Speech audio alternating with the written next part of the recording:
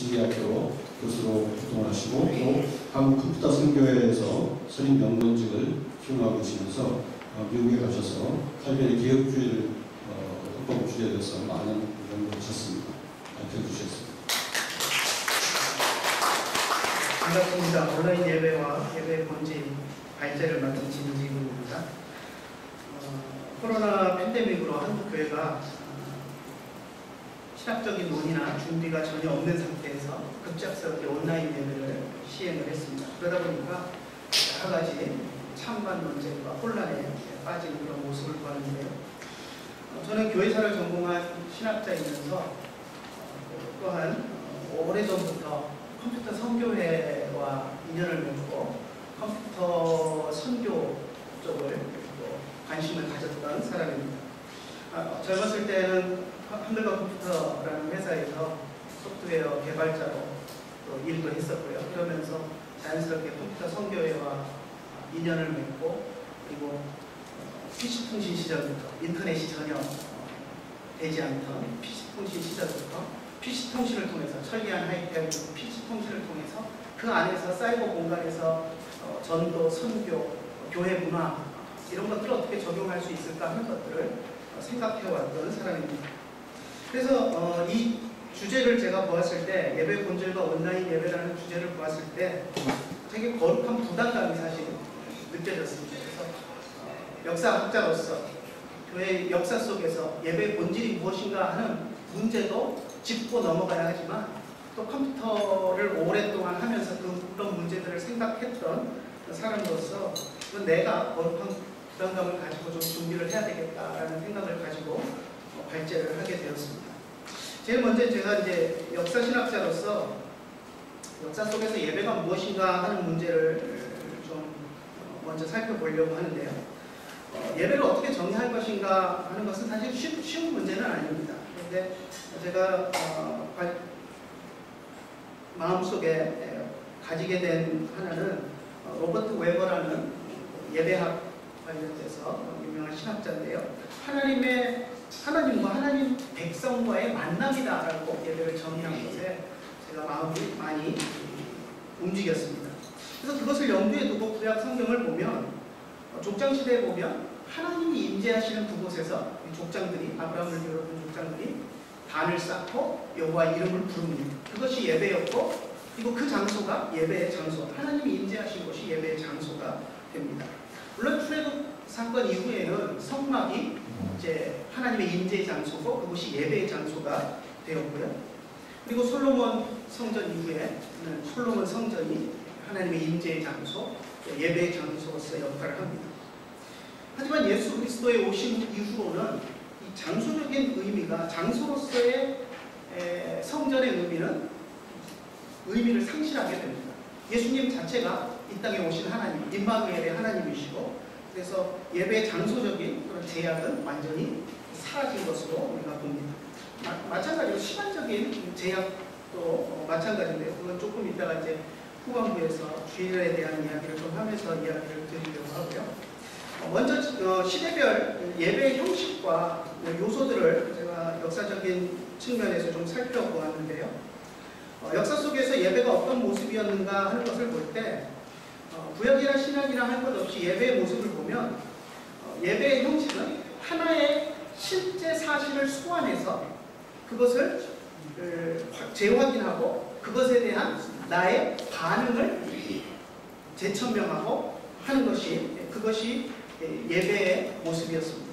예를 들면 마치 독립기념식을 우리가 한다고 한다면 과거에 있었던 독립이라는 그 사건을 재소환해서 그 사건을 재진술하고 또 재확인하고 그것이 오늘날 그것에 대한 독립이라는 것에 대한 내 입장이 무엇이고 또 독립에 대한 내 각오가 무엇인가를 가지는 것이 독립기념식인 것처럼 예배가 과거의 사건을 소환해서 그것을 재확인하고 나의 다짐과 고백으로 이어지는 그런 모습을 띠고 있다는 것입니다. 구약의 예배의 모습을 보면 출애굽 상황을 소환합니다. 출애굽 상황을 소환해서 하나님이 시내산에서 만나주시고 하나님의 백성으로 삼으신 그 사건을 소환해서 그리고 그 시내산에서 하나님이 정하신 예배 제사의 절차를 따라서 하나님을 예배하면서 출애굽 사건을 소환합니다. 하나님께서도 이스라엘 백성을 향해서 너희를 기억하라, 자카르타라는 말을 거듭 성경에 하시면서 그 사건을 소환해서 하나님이 과거에 무슨 일을 하셨는지를 기억하고 그것을 기념하라는 그런 말씀들을 계속 하시는데요.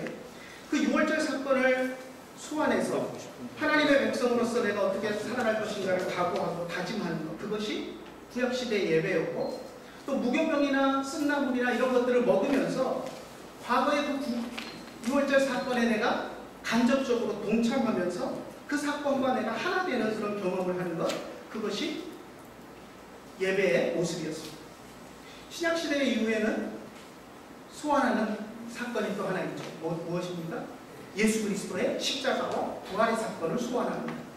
그래서 신약시대 이후에 우리 초대교회부터의 그런 예배의 모습을 보면 이 예수 그리스도의 십자가와 부활의 사건을 소환해서 그 사건이 우리에게 주는 의미가 무엇인지 재진술하고 재확인하고, 그리고 그것을 통해서 내가 어떻게 하나님의 백성으로서 예수 그리스도의 제자로서 살아가야 할 것인가를 다짐하는 것, 그것이 바로 예배의 모습이다라고 우리가 생각할 수 있습니다. 그래서 초대교회 때부터 해서 역사 속에서 예배의 그런 형태를 이제 쭉 살펴보았는데요. 사실 초대교회 때의 예배의 그런 자료들이 많이 남아있지는 않습니다. 그래서 참 이야기하기가 어려운 측면이 많이 있는데요. 그렇지만 여러 가지 이제 몇 가지 자료들을 보면, 특히 이제 순교자 저스틴이 쓴 제1변증서 같은 경우를 보면 예배의 형태를 간결하게 우리가 알 수 있는 그런 요소가 있습니다. 한 장소에 모여서 사도들의 글과 선지자들의 글을 한 사람이 낭독하고 청중들은 청취하고, 그리고 나서 다른 사람이 나와서 읽은 말씀에 대해서 강론하고, 오늘의 설교의 형태죠. 강론하고, 그리고 나서 함께 기도하고, 그리고 성찬을 행하는 그것이 초대교회 초기의 예배의 모습이었습니다. 그리고 이 순교자 저스틴의 제1변증서를 보면서 제가 하나 깜짝 놀랐던 것이, 나중에 이제 또 그것을 제가 이야기를 할 텐데 여러분들 좀 기억을 하고 계십시오. 성찬에 특별한 이유가 있어서 예배에 참석하지 못하고, 그래서 성찬에 참여하지 못했던 사람들에게 집사들을 통해서 떡과 포도주를 배달을 합니다. 그리고 예배에 참석하지 못했던 사람들이 집에서 그것을 받아서 먹고 마심으로써 성찬에 참여하는 그 기록이 이 순교자 저스틴의 변증서에 나오는 모습을 보면서 사실 깜짝 놀랐습니다. 아무튼 지금 초대교회의 그런 예배 형태를 보면 말씀을 읽고 강론하고, 그리고 성찬을 행하는 말씀과 성찬의 이중보수다라고 우리가 이야기할 수 있습니다. 물론 이제 초대교회 후반 또 중세로 넘어가면서 예배가 상당히 복잡해지고 미를 추구하게 되고, 또 시문학이나 음악, 미술 이런 것들을 최대한 막 끌어들이면서 예배가 화려하게 변해갑니다.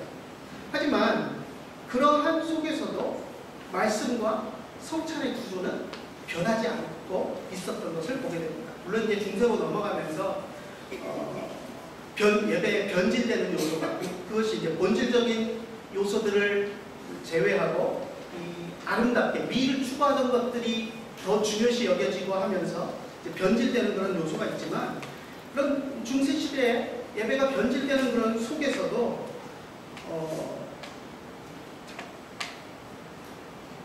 우리 개혁가들이 이제 물론 종교개혁 이전에 있었던 중세시대의 개혁가들이 추구하려고 했던 것은 다시 예배를 말씀과 성찬의 이중구조로 회복하고 돌아가려고 하는 그런 노력들을 했던 것들을 보게 됩니다. 그래서 이런 중세시대의 예배의 변질을 우리가 보면서 반드시 교훈 삼아야 할 것은 무엇이냐면, 예배의 새로운 형태를 수용하고 추구할 때, 미를 가미한다든가 무언가 새로운 형식을 추구할 때 반드시 명심해야 할 것은 본래의 의미를 훼손해서는 안 된다는 것입니다. 그래서 중세시대에 변질된 예배의 측면들이 분명히 우리가 있는 것을 인정하고 알고 있지만, 많은 개혁가들이 몸부림치면서 또 말씀과 성찬의 이중구조를 지키려고 했던 그러한 모습들이 중세 교회의 역사 속에 보이게 됩니다. 종교개혁자들의 예배를 볼 때에도 사실 우리가 종교개혁을 이야기하면 많은 사람들이 도덕적, 종교적 타락을 개혁한 것이다 이렇게 생각을 하는데 저는 그렇게 보지 않습니다. 종교적, 도덕적 타락의 회복과 개혁은 부차적인 것이고 정말 중요한 종교개혁의 본질은 복음의 회복입니다. 복음을 잃어버린 교회, 공로주의에 휩싸여서 예수 그리스도의 보혈로 구원받는 복음을 잃어버린 교회의 복음을 회복하는 것. 그래서 복음이 담긴 말씀을 다시 회복하고 변질된 성찬을 다시 회복하는 것. 그것이 종교개혁의 가장 중요한 요소였습니다. 우리가 종교개혁사를 배우다 보면 루터와 쯔윙글리가 딴 거 다 합의해놓고 성찬의 문제에 대해서 합의를 못해갖고 깨졌다 갈라졌다 이런다면서 그거 가지고 그렇게 싸우고 난리냐 별거 아닌 거 가지고 이런 이야기들을 많이 합니다. 근데 별거 아닌 게 아닙니다. 예배의 가장 중요한 요소가 말씀과 성찬의 이중구조인데 성찬의 의견이 갈리니까 거기에서 화합할 수 있는 방법들을 찾지 못했던 것. 물론 찾았으면 더 좋았겠죠. 그렇지만 우리가 그들을 단지 그것을 화합하지 못했다라고 비난할 간단한 문제가 아니라는 겁니다. 예배에 있어서 가장 중요한 핵심적인 요소, 두 가지 요소 중에 하나가 성찬이기 때문에 그것이 그렇게 종교개혁자들에게 말씀 다음으로 말씀과 버금가게 그렇게 중요했던 그런 요소였습니다. 그렇다면 이렇게 역사 속에서 우리가 쭉 보면 말씀과 성찬의 이중구조가 분명히 있고요. 그럼 오늘날 우리가 예배를 어떻게 정의할 것인가 하는 문제가 나옵니다. 예배를 우리가 어떻게 할 것인가. 물론 당연히 말씀과 성찬의 이중구조를 우리가 포기하지 않고 지켜야 합니다. 하지만 그 외에도 중요한 것들이 몇 가지가 있습니다. 저는 첫 번째 공동체 예배의 필요성을 제기를 했는데요. 많은 크리스천들이 오늘날 공동체 예배, 공적인 예배라고 제가 이제 글을 써놨는데 공적인 공동체 예배, 공동체가 한 장소에서 함께 모여서 드리는 이 예배에 대해서 필요성에 대해서 의문을 제기하는 사람들이 많이 있습니다. 그래서 수친과 교회 안 나가는 가난한 성도라고 하는 사람들이 그것들을 이제 이야기를 하는데요. 그런 문제들을 제기하는데 예배의 공동체성을 우리가 분명히 지키고 생각을 해야 합니다. 그리고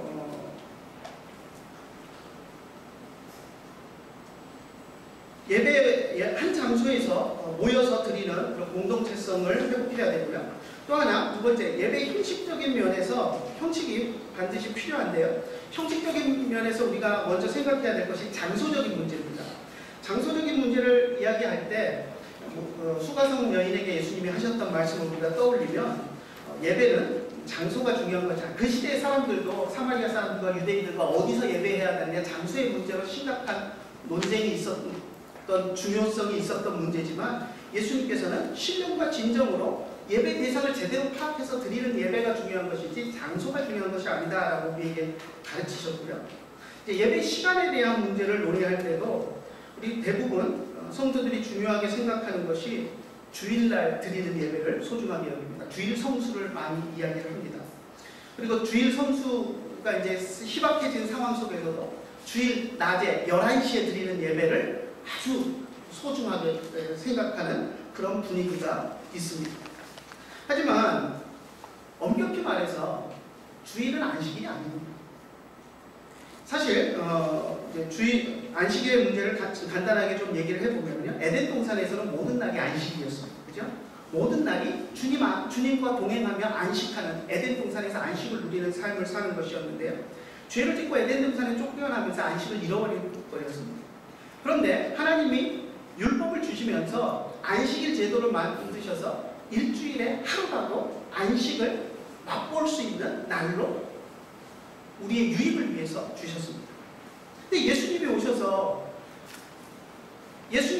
우리를 위해서 십자가에 죽으시고 부활하심으로써 안식의 문제가 완전히 회복이 되었습니다. 그래서 모든 날이 다 똑같은 날이 되었습니다. 그렇기 때문에 어느 날이 중요한가는 중요한 것이 아닙니다. 하지만 우리 육신의 연약함 때문에 모든 날이 안식이 되었다고 우리가 일주일 내내 찬송만 하고 예배만 드리면서 살 수는 없잖아요. 또 먹을 것도 해결해야 되고 하기 때문에 우리의 연약함 때문에 일주일의 하루를 택한 것이 주일. 그것이 우리 사도적 전통에 의해서 택한 것이고, 사도 바울이 그래서 어느 날이 중요한 것이, 어느 날이어야 한다는 하는 것이 중요한 것이 아니라 각자 자기의 합한 대로 택할지니라고 말했던 것도 그런 이유입니다. 그래서 제가 어렸을 때 기억 가운데 저희 동네에 제기동역에 미도파 백화점, 지금은 없는데요, 미도파 백화점이 있었는데 거기 직원들이 수요일날 휴무일에 모여서 백화점 안에 공간에서 모여서 우리가 주일 예배를 드리듯이 주일을 지키듯이 수요일에 그들은 아침부터 저녁까지 예배하고 찬송하고 전도하고 하는 일들을 그날 했습니다. 그것이 우리가 잘못했다고 얘기할 수 있나요? 아니, 수요일을 택해서 그들은 거룩하게 일주일의 하루를 지킨 것입니다. 그래서 어느 날이 중요한 것이 아니라 일주일의 하루를 온전하게 하나님 앞에 드리는 것은 우리에게 중요합니다. 사실 이런 이야기를 하기가 어려운 것이, 이런 이야기를 하면 주일 그건 아무것도 아니래 이따위로 생각하는 사람들이 있어서 사실 목회자로서 이런 이야기를 하기가 참 조심스럽습니다. 본 의도는 그게 아닌데 주일은 마땅히 성수해야 하고 일주일의 하루를 거룩하게 지켜야 하는 것이 중요한 일인데도 주일이 중요한 게 아니라 날이 중요한 것이 아니다 그러면 주일을 폐하려고 하는 사람들이 생겨나기 때문입니다. 온라인 예배에 대해서 이제 얘기를 하려고 그러는데요. 온라인 예배가 그럼 가능한가? 우리는 이 논의를 많이 하지 않았습니다. 그런데 30년 전부터 이 문제에 대해서 생각을 하고 고민하셨던 분이 있습니다. 이미 저하고 같이 일을 해오셨던 한국 컴퓨터 소속의 이영재 목사님인데요. 2001년에 출판한 미션 시프트라는 책이 있는데요. 거기에 보면 이런 이야기가 있습니다. 오늘날 우리 코로나 사태로 인해서 온라인 예배를 드리는 그런 모습 같은 것들을 이야기를 하고 있는데요. 부득이한 이유로 주일 예배에 참석하지 못한 남편이 온라인 예배를 통해서 성경 공부에 참여하고, 심지어 병원에 입원한 사람이 스마트워치를 통해서 구역 예배를 드리는 사람들이 구역 예배 드리는 모습을 보고 하는 그런 모습들을 예견하고 했던 모습을 봅니다. 30년을 한결같이 컴퓨터 선교 일을 해오면서 컴퓨터 통신망과 인터넷 발전을 예견하고 이러한 선견을 했던 그러한 이영재 목사님의 모습을 우리가 좀 보면서 배워야 할 텐데요. 선견적인 모습을 배워야 할 텐데, 온라인 예배가 이제 시대적으로 필요한 시대가 되었습니다. 예배 수정, 또 예배 시간의 수정, 예배 장소의 변경, 또 예배를 드리는 데 필요한 도구들을 우리가 개발하고 적용하고 하는 것들은 얼마든지 우리가 사용할 수 있습니다. 하지만 더 중요한 것은 무엇이냐면 예배의 본질이 훼손돼서는 안 됩니다. 그리고 인간의 편의성을 강조하면서 온라인 예배가 내가 편하기 위한 예배가 되어서는 안 된다는 것을 우리가 기억을 해야 합니다. 분명히 이 디지털 문화, IT 문화, 좀 쌍방향 소통이 되는 이런 문화들이 새로운 문화지만 또 그것을 새로운 문화로서 우리가 충분히 수용할 수 있는 가능성이 있습니다. 일반 은총으로서 우리가 그것을 받아 누려야 합니다. 물론 그건 잘못 누리면 얼마 전에 나왔던 엠번방 텔레그램 엠번방 같은 그런 죄악의 도구로 사용될 수도 있지만, 그것을 우리가 선한 용도로 사용하는 것은 우리의 의무라고 우리가 생각할 수 있습니다. 제가 하나 앞에서 이야기했던 그 성찬의 문제를 잠깐 짚고 이제 맞추려고 하는데요. 성찬의 문제가 사실 제가 온라인 예배를 수용하려고 할 때 제일 부담이 되는 것이었어요. 왜? 온라인 예배는 성찬이 그렇게 예배에서 중요한데 성찬을 할 수가 없잖아요. 그래서 속으로 제가 온라인 예배가 이렇게 되면서 속으로 이제 화가 나는 것이 뭐냐면, 이제 곧 택배로 포도주와 떡을 배달하는 업체가 생겨나겠다. 그럼 그걸 받아가지고 온라인 예배 화면 보고 목사님이 주님의 살입니다 하고 떡을 먹자 그러면 집에서 혼자 택배로 배달된 떡을 먹고 포도주를 마시면서 성찬했다고 하겠구나 하면서 마음이 20분 됐다고 마음이 제가 참 좋지 않았습니다. 그런데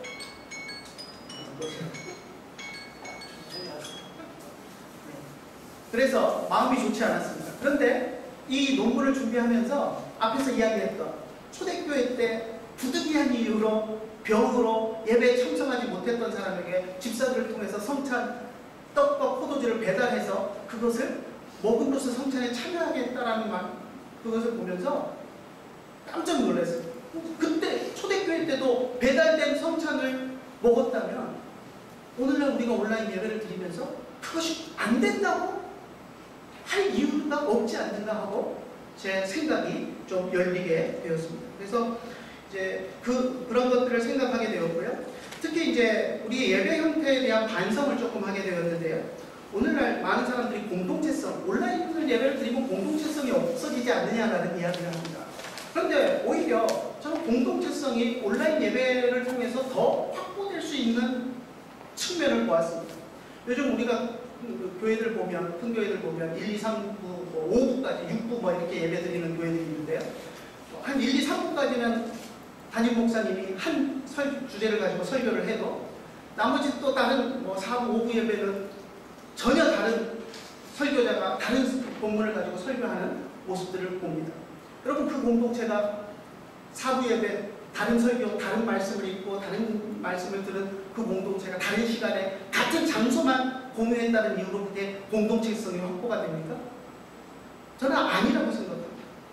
공동체성이 확보되지 않습니다. 오히려 온라인 예배를 드리게 되면 공동체성 확보가 되는 가능성이 있습니다.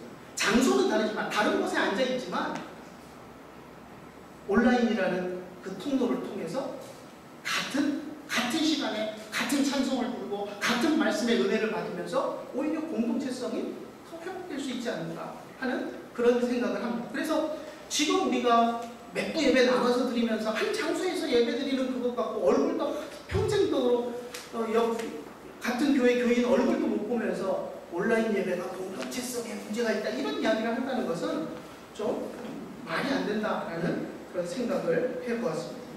그래서 이제 마지막으로 제가 이제 한 가지 마지막 끝으로 이야기하고 싶은 것은 이영대 목사님이 이런 이야기를 합니다. 교회는 사회 어디나 존재해야 한다. 여러분, 땅끝이 어디라고 생각하십니까? 사도 바울은 서바나라고 생각하고 땅끝까지 복음을 전하려고 열심히 뛰어다니는 것을 우리가 보는데요. 저는 사이버 공간이 땅끝이 아닌가 하는 생각을 해봅니다. 그래서 그 공간 안에서도 그것이 사이버 공간이고 그것이 사회라면, 사이버 사회라면 그 안에도 교회는 존재해야 한다고 생각을 하고요. 그래서 상당히 이 온라인 예배의 가능성을 열어두고 우리가 평가를 해야 한다고 생각을 합니다. 이상입니다.